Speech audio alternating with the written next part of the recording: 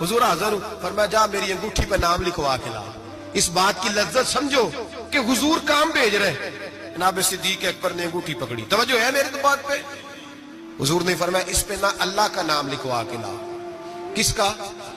صرف اللہ کا. حضور نے بھیجا. عقیدہ دیکھیں, اللہ کافی ہے, اس میں شک, لیکن جسے اللہ منوائے اسے بھی ماننا پڑے گا. فرمایا جا اللہ کا نام لکھوا کے لا. حضرت ابوبکر صدیق کہتے ہیں میں انگوٹھی لے کے گیا, مصور کو کہا اللہ کا نام لکھ دے. کہتے ہیں اچانک میرے دل میں خیال آیا صرف اللہ کا نام. حضور کا حکم کیا ہے؟ کہتے ہیں میرے دل میں خیال آیا صرف اللہ کا نام.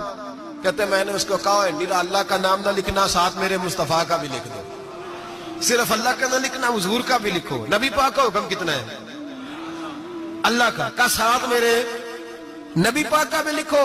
حضرت ابوبکر نے 2 نام لکھوائے. فرماتے میں جب تک مسجد نبوی آیا نام 2 تھے, سارے رستے میں دیکھتے آیا اللہ اور محمد 2 نام تھے.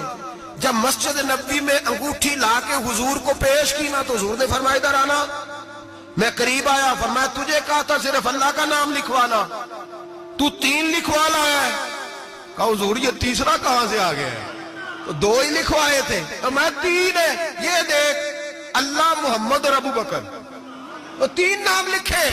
جناب صدیق اکبر کہنے لگے حضور قسم اللہ کی عزت کی, آپ کا میں نے لکھوایا, اپنا نہیں لکھوایا.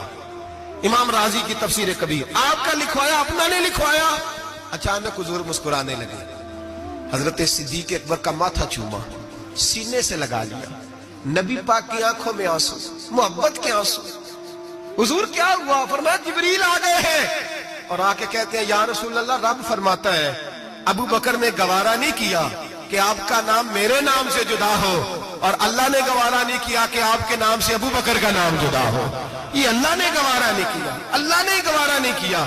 یا رسول اللہ رب فرماتا ہے آپ کا نام ابو بکر نے لکھوایا ہے اور ابو بکر کا نام اس کے رب نے لکھوا دیا ہے.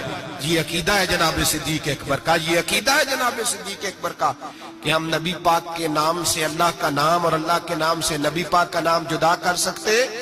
خدا کا ذکر کرے, ذکر مصطفیٰ نہ کرے, ہمارے منہ میں ہو ایسی زبان خدا نہ کرے. جناب صدیق اکبر نے عقیدہ دیا کہ میرے لیے اللہ اور اللہ کا رسول, صدیق کے لیے ہے خدا کا رسول. اور بس یاد رکھیں یہ نظریات, یہ افکار ہمیں حضرت ابو بکر صدیق دیتے